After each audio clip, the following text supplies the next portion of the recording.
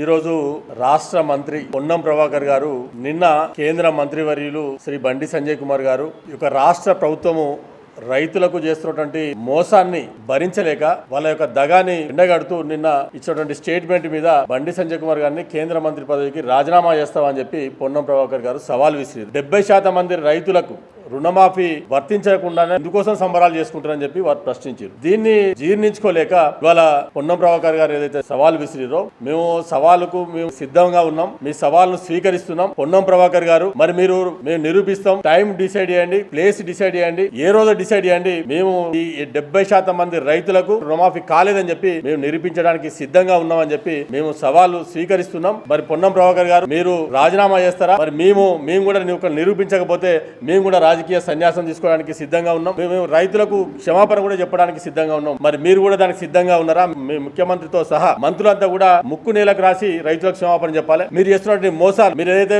అనేకమైనటువంటి హామీలు ఇచ్చి 100 రోజుల లోపల మీకు రైతు భరోసా కానీ రైతు రుణమాఫీ 2 లక్షల రూపాయల రుణమాఫీ చేస్తా అని చెప్పారు. మరి 100 రోజులపై ఎన్ని రోజులు అవుతుంది? మరి చెప్పాల్సినటువంటి అవసరం మీకు ఉంది. మీరు రైతు భరోసాని గత రబీ సీజన్ లో ఇవ్వాల్సినటువంటి డబ్బులు ఈ ఖరీఫ్ సీజన్ ముందు ఇచ్చినటువంటి మీరు రైతు 15,000 రూపాయలు ఇస్తానని చెప్పి 10,000 రూపాయలు అది కూడా సరిగా ఇవ్వకుండా ఇప్పుడు మళ్ళీ ఖరీఫ్ సీజన్ కి మీరు ఇవ్వాల్సినటువంటి సుమారు మీరు రైతులకు కానీ రైతు కూలీలకు కానీ రైతులకు మీరు ఎకరానికి 15,000 ఇస్తా అని చెప్పారు. రైతు కూలీలకు 12,000 రూపాయలు సంవత్సరానికి ఇస్తా అని చెప్పారు. కౌలు రైతులకు కూడా మీరు రైతు భరోసా కల్పిస్తా అని చెప్పారు. మరి అది ఇవ్వకుండా మోసపూరితంగా రైతులను మోసం చేద్దామనే ఉద్దేశంతో రైతు భరోసాలోని కొంత డబ్బుని కొంత మొత్తాన్ని మీరు దారి మళ్లించి ఇవాళ రైతు రుణమాఫీ అని చెప్పి మీకు మీరే సంబరాలు చేసుకుంటారు. రైతులు ఎక్కడైనా సంబరాలు చేసుకున్న పరిస్థితి ఎక్కడైనా ఉందా? ఇలా రైతు రుణమాఫీ పేరు మీద మీకు సవాల్ విసురుతున్నాం. మీకు పూర్తి రుణమాఫీ కానీ ఎంతమంది రైతులకు ఎన్ని రుణాలు ఉన్నాయి, ఎంతవరకు రుణమాఫీ అయింది, రుణమాఫీ దాని మీద శ్వేతపత్రం విడుదల చేసే దమ్ముందా అని చెప్పి మేము మీకు సవాల్ విసురుతున్నాం. మీరు వివరాలు తెలియజేయాల్సిన బాధ్యత మీ మీద ఉన్నది. మీరు ఎవరికి కూడా రూపాయలు కూడా ఇక్కడ కూడా లోపల రుణాలు మాఫీ కానటువంటి రైతులు కూడా అనేక మంది ఉన్నారు.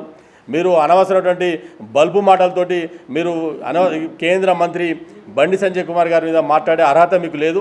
ఫస్ట్ మీరు ఇస్తానటువంటి మీ హామీలు ఏవైతున్నాయో ఫస్ట్ అవి నెరవేర్చండి. రైతు భరోసాను మీరు సుమారు 20,000 కోట్ల రూపాయలు ఇవాళ మీరు బాకీ ఉన్నారు. ఆ ఫస్ట్ రైతు భరోసాని రైతుల ఖాతాల్లో వేయండి.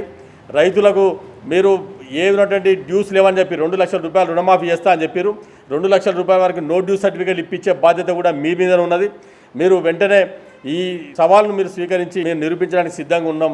మీ జిల్లాలో ఎక్కడైనా ఏ మండలంలో అయినా పర్లేదు, ఏ గ్రామంలో అయినా పర్లేదు, మీరు రావడానికి సిద్ధంగా ఉన్నాం అని చెప్పి మీ మంత్రికి మేము సవాల్ విసురుతున్నాం అని చెప్పి ఈ సందర్భంగా తెలియజేస్తున్నాం. మీరు అనవసరమైనటువంటి మాటలు మాట్లాడి మీరు రైతులను ప్రజలను మోసం చేస్తామని చెప్పి మీరు అనుకుంటున్నారు. గత ప్రభుత్వం కూడా ఈ రకంగానే రైతులను మోసం చేస్తే ఏ రకంగా బొందబెట్టిరో మొన్న మీకు 3 నెలలు తిరగకముందే మీకు ఏ రకంగా పార్లమెంట్ ఎన్నికల్లో తగిన బుద్ధి చెప్పిరు ఈ తెలంగాణ ప్రజలు. మీరు మరి ఇంకా మిమ్మల్ని ఈ రైతు భరోసా కూడా మీరు రైతు భరోసా సదస్సుల పేరు మీద కాలయాపన చేస్తూ రైతు భరోసా ఖాతాలు వాళ్ళకు భరోసా రైతులకు ఇవ్వకుండా ఖరీఫ్ సీజన్ ఆల్రెడీ స్టార్ట్ అయింది, జూలై నెల పూర్తిగా వస్తున్నది. మీరు మే నెలలో ఇవ్వాల్సిన రైతు భరోసా పైసలు ఇప్పుడు 3 నెలల నుంచి మీరు తత్సారం చేస్తూ మీరు డ్రామాలు ఆడుతూ మీరు ప్రజలని రైతులని మభ్యపెట్టి మీ మీద మోసం చేస్తాం, వాళ్ళందరినీ నమ్మిస్తాం అని చెప్పి మీరు అనుకుంటున్నారు. తెలంగాణ రైతులు ఎవరు కూడా మీ మోసపోయేటువంటి వాళ్ళు కాదు, మీకు తగిన బుద్ధి చెప్తారని చెప్పి ఈ సందర్భంగా మేము తెలియజేస్తున్నాం.